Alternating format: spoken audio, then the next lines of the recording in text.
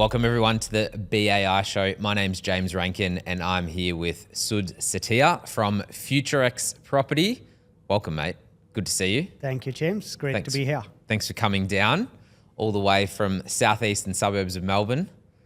How's the week been so far?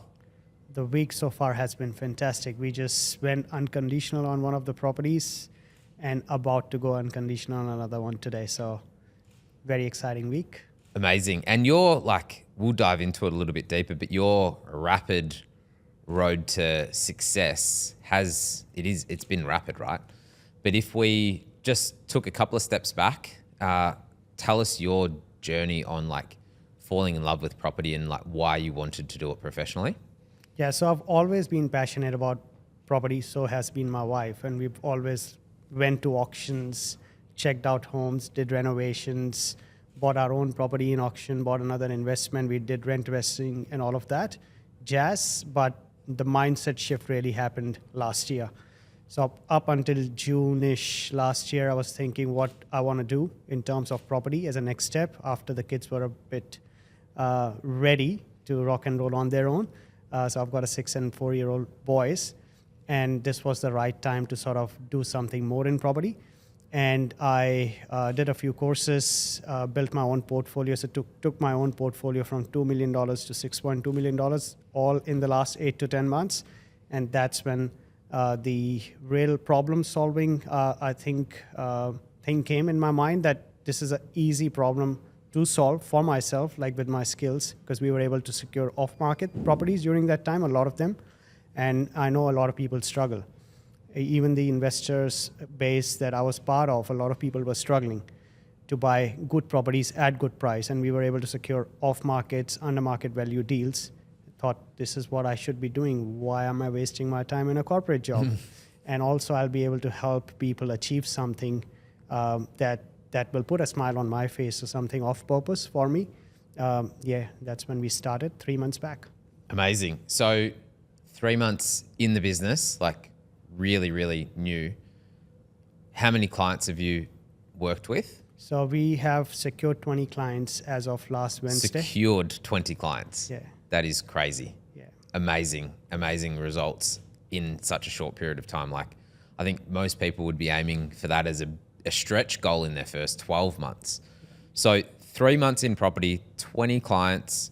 If we took that step back, when you were thinking about this, as the journey and how that's progressed. So you fell in love with property, you were doing some renovations. When did you say, I want to start doing this for other people?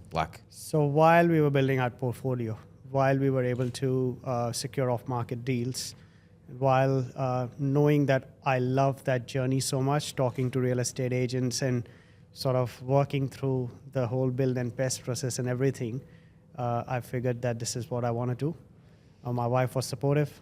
Everyone in the family was. They were happy for me to leave my corporate job straight away. I haven't still left it. The goal was to do 20 clients by December. We have obviously achieved that sooner. That's when we, around 6 months back, I would say, is when that idea popped in. Just popped in, and then you ran at it. Yeah. So it sounds like you've got some good support around you, but you're a GSD, you just get things done. So get shit done is GSD. Yeah. That whole philosophy of property and then turning it into a business, again, for some people that's 2-3 years.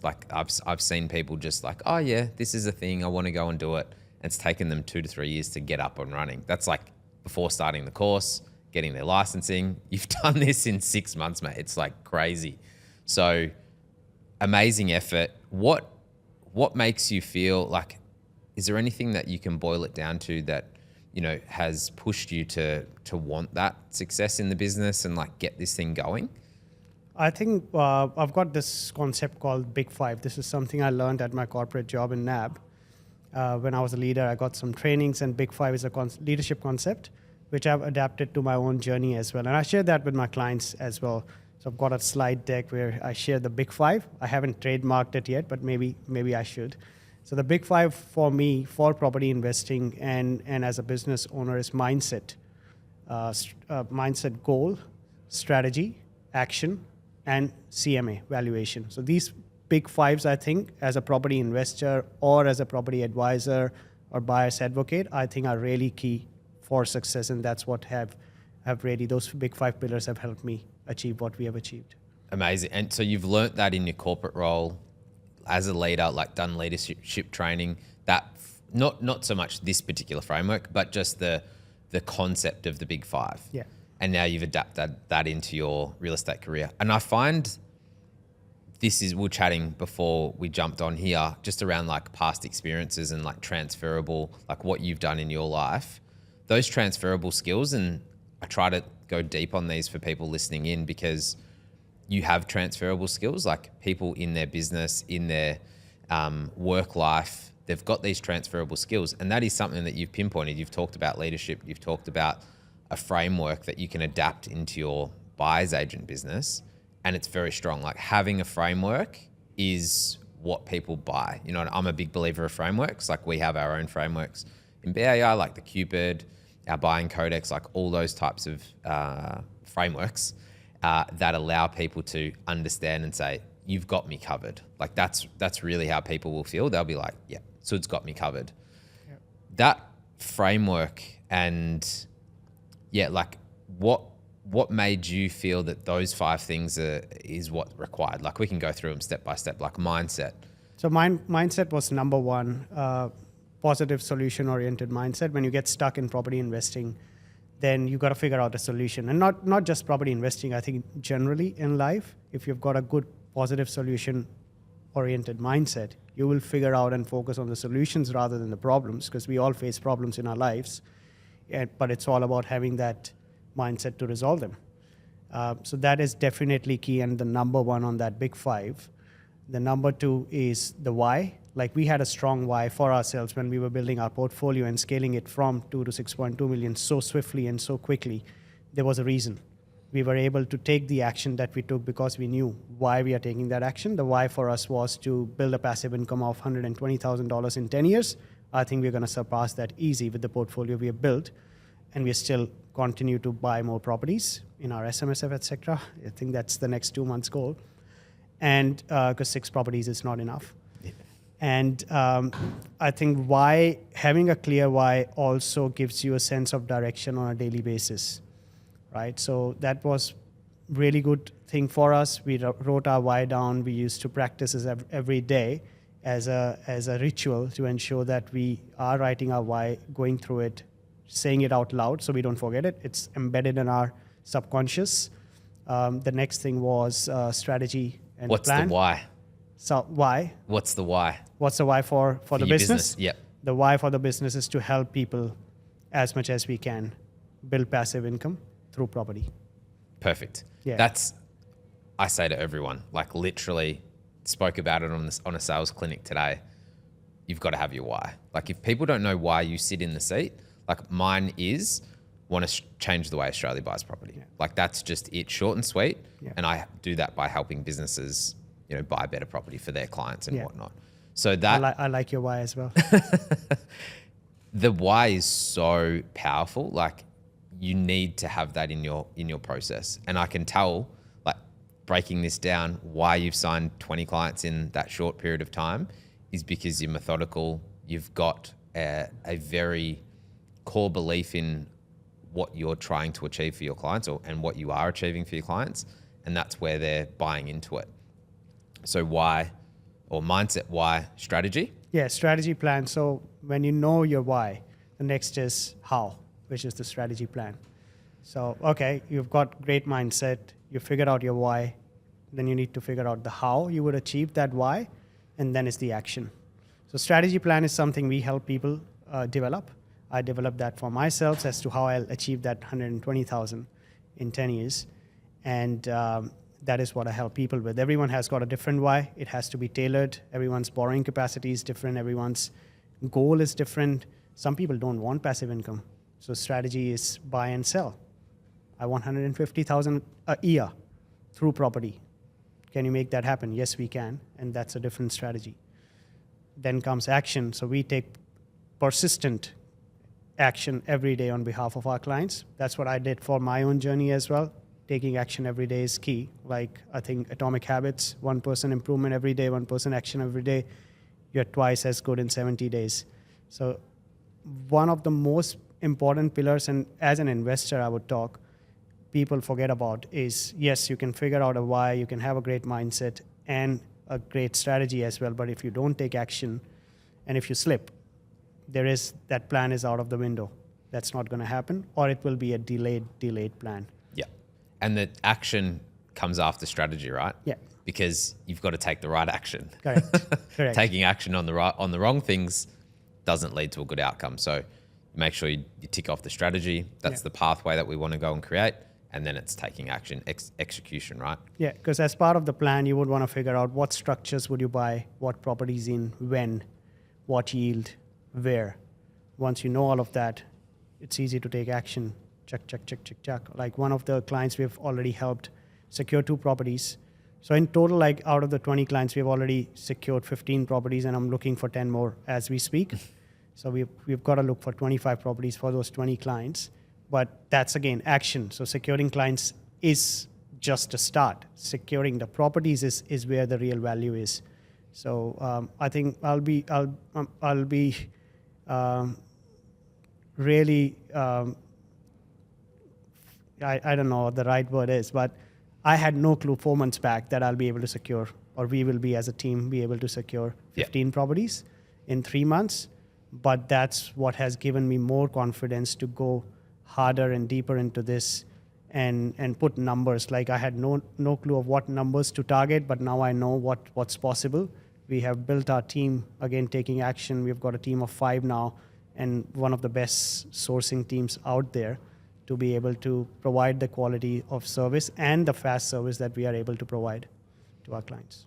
Crazy. So that's all of them. That's mindset, your why, strategy, take action. Yeah, and the valuation. So, yes, CMA. Yep. Very, very important. I think if you don't know, like RP data, tools, price finder don't really give you the right valuation. If you don't know how to do the right valuation, I think you'd be overpaying most of the times. In hot markets, RP data or price finder valuations are behind. In cooler markets, they are ahead. So you have to be able to differentiate between valuation of properties based on whether a property has stone bench versus no stone bench, top and kitchen, solar panels, side access, tree in front versus not. So based on those criteria, as you do valuation manually, and until you know how to, you would not be able to help with confidence advise your client that I am helping you buy something under market value. Yeah. It's supply and demand. Yeah. So it's what it always comes back to is supply and demand. So if there's 100 houses in a street and 50% of those houses have solar powered, like they've got solar on the roofs, does that make it more valuable? Sometimes it might devalue them. Like if that's a heritage listed area and people really value the facades, like it might be an Edwardian facade and they've gone and stuck these, solar panels on the front of it because that's where the northern, sun is. That could ruin it for some people, and then they'd have to remove it and all these kinds of things, right? So it's like, it's what's relevant to the area as well. So that evaluation piece, I think, is so important. And like, I did a Instagram post on this like 2 days ago. There's a house for sale at the moment in Melbourne for 100 million bucks in Futurx. Yeah, there was one that got sold just recently, $80 million. 80 mil. Yeah. That was the Crypto King. Yeah, that guy. Spotted, so there's a new one at 100 mil, right? Wow. So that particular property, it's like, is that exorbitant? Like, or is it cheap? You know what I mean? Like, there's nothing else like it. Someone's got, like, there's plenty of billionaires out there that could just go, bang, I'll buy it. Yeah. Is 100 mil cheap to them? It's, again, supply and demand, scarcity, what the buyer actually wants and unique what they're willing to proposition. pay for it. Yeah, 100%. Yeah. Like that uniqueness is what brings the value. And that's like, yes, we're talking about $100 million property, but it goes right down to $350,000 properties. Like it doesn't really matter. The scale is always there as to what the perceived value is. Yeah. So you mentioned team. Talk us through your team and like what that setup looks like. So I've got amazing individual with the right value. So one of the key, I think, principles for us is to buy the properties that we'll buy in our own portfolios, and everyone in my team comes with the same values. And I'm so proud of that, because without that, I don't think we'll be able to sustainably build a business, a company. And these are professionals. I've got people with KPMG consulting experience. I've got people with project management experience. I've got people with governance, PMO experience. I've got people offshore as well. So most of them are, like, all of them are actually here, except one in offshore who's full-time, helping us with the admin stuff. But everyone who's here, who's helping us source the properties, are all professional, smart people who have got their portfolio of 5 to 8 properties. Wow. So pretty impressive team. Who does the sales? I do the sales, I do the client management. Yeah. And I help people build strategy, and I select the area. So I'm the head of research for the company as well. Yeah. And then, so sales, customers, like you deal with the customer, and then you locate the area. And then you've got some people that help you source. So that's what the other like team members would do in the business? Yeah, so team members do the sourcing. They help find the properties. I get involved in the due diligence, in the negotiation process as well, because finding a property is one thing, but there are so many people out there who are fighting for you for the same property. So again, action speed matters. And I don't, if I see a property that we love, like, there's hardly a chance that we'll go somewhere else. Yeah, yeah.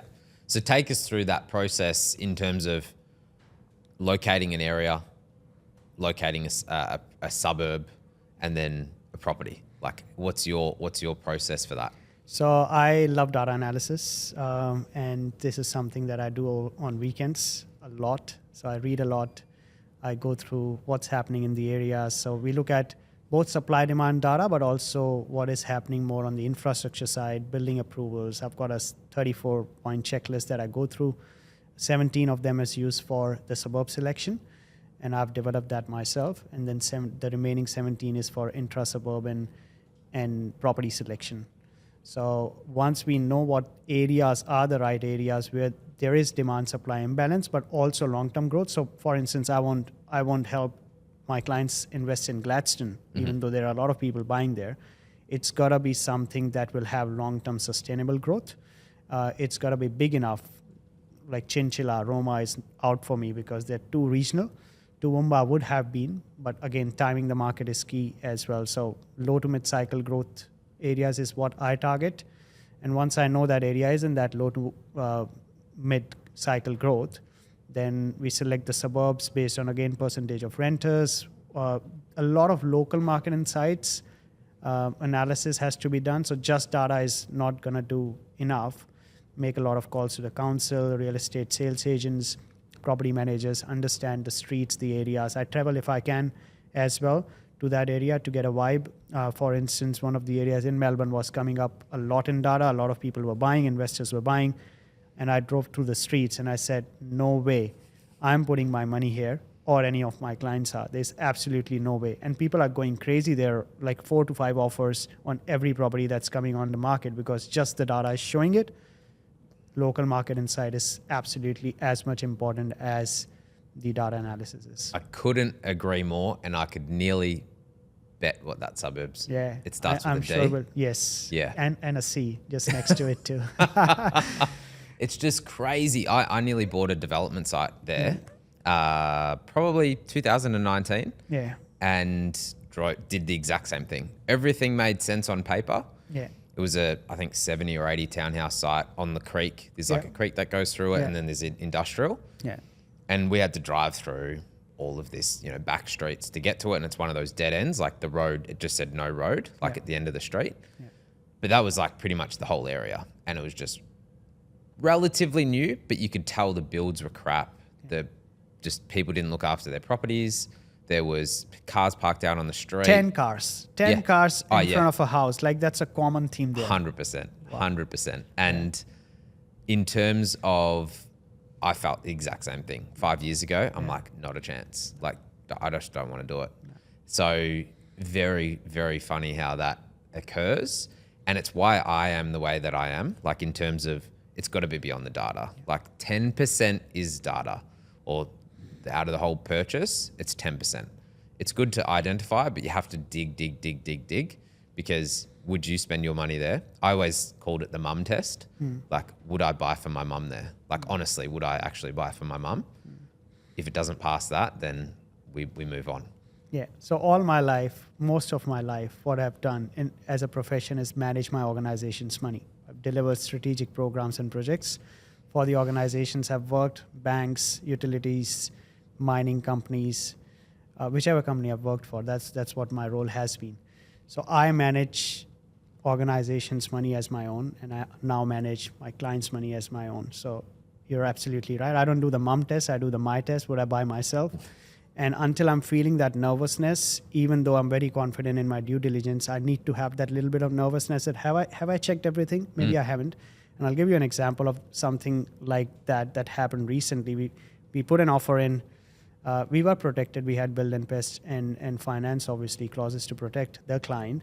And then I found out that there is a huge amount of public housing, which somehow in our due diligence I missed, 2 streets away. But it was just so much that made me uncomfortable. I got the client out of that deal. I got them another property in a week's time because they were not ready to let go until we found them another property. So we found them another property, and then we said, come out now. This is what we would do.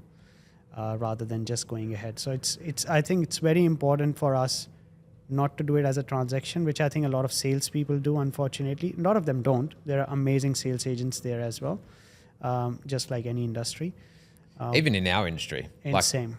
Churn and burn. Unfortunately, they're out there. Like you do have to find the good people. I would say the percentage is much higher of good people than not. Yeah. But I have heard horror stories out there. Oh, I see horror stories every day. Yeah, every day. It's bizarre. Like, I wish there is more controls for buyer's agents than there are currently. Yeah, for sure. And in terms of that client relationship, that's pretty strong. Like confidence from you, but also confidence that they're going to have the trust in you to have that conversation, right? Like it's, hey, I know we've put this offer in, we've got a contract, but we need to get out of it. Like, these are the steps we're going to take. So it would build like immense trust with them, but you're much more inclined to have that convo with them just to get them out of it, rather than them securing the property and you not being able to sleep at night. Yeah. Well, one, sleep at night. Second, while doing the right thing, of course, sleep at night. And one of the things that this experience eventuated into was this person saying, can I work in your team? So she'll be joining my team. She's out for a vacation for 6 weeks in Europe. And as soon as she's back, she's joining our team. There you go. She's a astute investor herself, just was struggling to buy in a hot market. But I think that did build trust so much so that she wants to work with us. The honesty and client expectations too. Like it sounds as though you would have had some conversation with her just to like build that story out, or just take extreme ownership and say, this is the wrong one. We've found you something else, or we will be with you until we find another property, but we just got to get out of here. Yeah. That's pretty, I think that's a integral part, but then also integrity, you know what I mean? Like all business should have that, you know what I mean? And just have that process. So you find a location, you can do some further DD on it yourself if possible. Like if you go and drive through it, or you might fly to an area that you're going to be buying in. What's next? Like what's your process to identify the property? So everyone's got different eye for a property. Like when you look for properties, you would look for different things. When I look for properties, I look for different things. For the clients, I tend to put myself, because I understand their requirements. I do a brief session with them every time I sign up a client. So them and I are very clear on what we are looking for. So I put myself in their shoes and that brief when I'm looking for the property. And once you look at real estate, you call the agents, you tell them your briefs, what you're looking for, off-market, pre-market, on-market properties. We are open for all as far as it's a good deal and under market value. Then we basically present that to the client and ask for their feedback. If they don't like it, we embed bring that feedback into our next searches and go from there. So finding a property is I think everyone knows it's easy. Realestate.com.au, domain.com.au, calling the agents and just sharing the brief. Yeah. Yeah. They think it's easy, but it's not, right? Like going on realestate.com, there's obviously much more to that. And this new phrase, which a whole bunch of people helped me coin on Instagram, which is the buyer's agent market. So you're buying in these, warmer markets. How have you built those relationships to get access to pre-markets? And in warmer, I'm buying in hot. Hot. We have secured 11 properties in just one LGA, which is super, super, super hot, where everyone's finding it hard to find off markets. And out of those 11, 9 were off market properties. So so very, very hot markets as well. And is there any one tactic that you've used other than speed? Because it's usually like speed, quick action. Respect, being honest to the real estate agents, giving them the respect, transparency. That helps. Yeah, that's pretty, from building a trust with another professional that doesn't know you, they've only heard you over the phone. Is there, I would start to, if I was trying to break into that market, think of everything. I'd buy them donuts. I've heard agents buying people do all sorts of things, whiskeys and whatnot as well. I've heard, just to pass them along, or do a video call with them just to get an understanding and this is me. Yeah. But I'm sure there's lots of different things that you can utilize. But you've obviously cracked the code, and you've got that. Have those 11 properties been from the same agents? No, they're all from different. And when I was looking for myself or my friends, there were different agents who were helping me. So I've built those relationships literally in the last 2.5 months. Some of them are directors of the companies. There was an agent who recently called me, and we were working on a property, and I said 590,000 would be the price for it, and I don't think anything more than that is going to be at or under market value. And she did a deal with some other buyer's advocate at 600K, and came back to me and said, so this is the feedback. If I tell you 600K, you got to do 600K. And I said, okay, feedback taken, but I don't think the property was worth 600K. And here are the reasons why. Here are the comparables. And that deal did not go ahead. 2 days later, she came back and said, well, they did not sign the contract for some reason. And so I'm sorry, I was feeling so shitty. That was her exact words. As an agent, I wasn't expecting her to say that.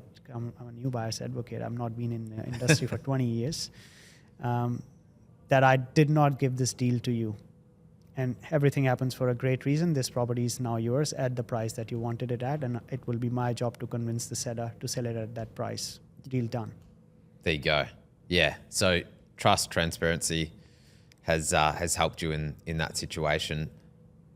Fast forward, I try not to go too far, because anyone can say whatever they want in 3 years' time, tons of options. But you've come so far in 3 months. What does that look like in 6 months, 12 months? You're still working your corporate job. You've had a recent role shift that's quite exciting.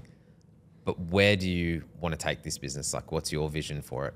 So I definitely want to grow the business. I think we'll be able to help a lot of people. My high-level number goal for 2035, far down the road, so I'm not talking 6 months, 1 year, but what I want to do by 2035 is to be able to help 100 people retire early, and by 2040, 400 people retire early. Pretty amazing. That's your North Star.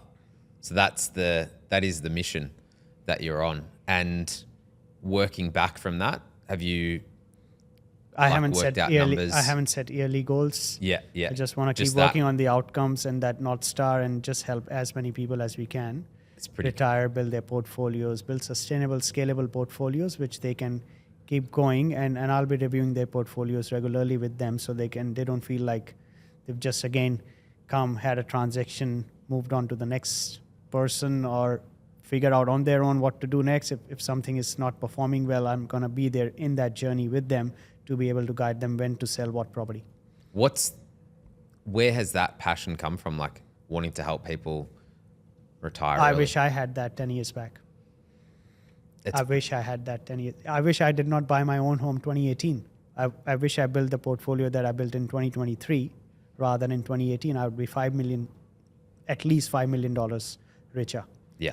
And it's getting people to understand that, right? Like their journey to financial freedom doesn't always come from the family home, like doesn't always come from that PPOR. It can, like a lot of people make money from it, but it's a long play.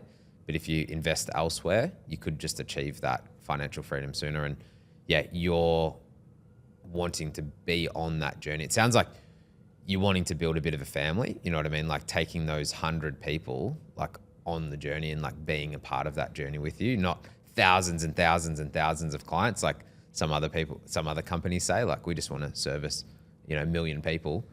You just want this tight group of people to journey on the journey with you, and you're along with them for the ride. Sustainable people who I can talk to. Yeah.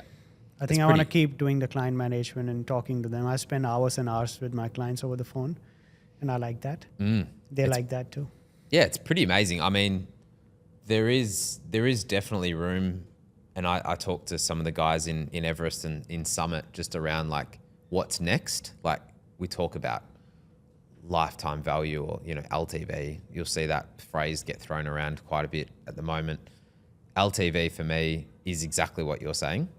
How can you keep those people not just in your business, but like you're not locking them in for any other reason than they want to be there. Like they want to still communicate with you. They want to communicate with your team and your company. So what can you do to add value from them and build the trust? So that LTV, like if they bought one property, you said that some people are buying multiple properties with you. It's like, can you make that user experience as best as it can be? Not 10 out of 10, it's like 100 out of 10. Oh yeah. So that they just have nowhere else to go, no reason to go anywhere else. Yeah. That's what I aim for as well, 100 out of 10. Yes. Yeah, no, it's amazing, mate. And I've definitely gathered that from our chat. But I always ask the question at the end, just to round it out.